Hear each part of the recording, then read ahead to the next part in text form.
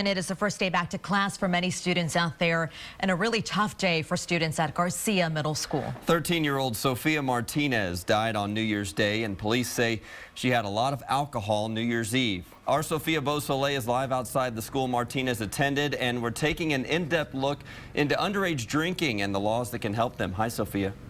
Good morning, Brian and Sally. Detectives are still waiting for that toxicology report to really know what exactly caused her death, but they do believe it had to do with excessive drinking. Now, 1 in 4 high schoolers binge drink. I want you to show parents out there this app. It's called drunkordying.mobi. And basically, if a child is in a situation where they are drinking, this app shows them, if someone's unresponsive, unconscious, what they should do at that point.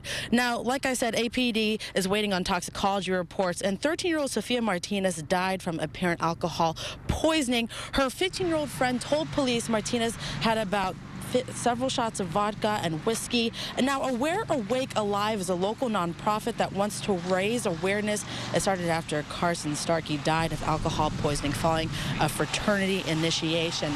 Now, this morning we have Carolyn Beck with us from TABC. Good morning to you. Good morning. Well, you all have put into place a law that helps protect minors. Can you describe about it to us? Sure. Senator Watson passed a law that went into effect September 1st of 2011, and it's called the 911 Lifeline legislation. And that law provides some protection for kids under 21 who make a call or in some way seek medical assistance for somebody else who may be suffering from alcohol overdose or alcohol poisoning. Now, there is provisions behind this, correct? You can't just call and then leave. Then you can definitely get in trouble. How does immunity work in this?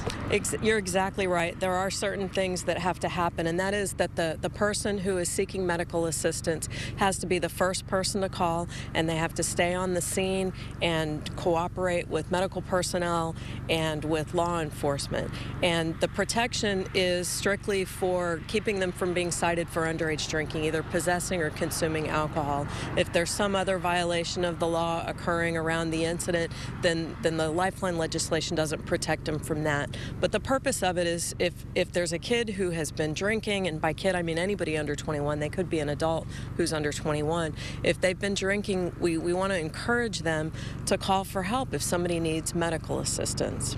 Because often, students are afraid of what's going to happen. So going back to what you said, so if, let's say I'm 15, I'm the one that's drinking, can I still get in trouble even though my friend called for help, they stayed with me, and they're with me the entire process? This law doesn't protect the person who's suffering from alcohol poisoning, but it's my belief that law enforcement will use their judgment in those situations, and it's not likely that somebody who's in severe medical distress is going to get cited with a Class C misdemeanor. All right, thank you so much for being with us this morning. Thank you. Thank you.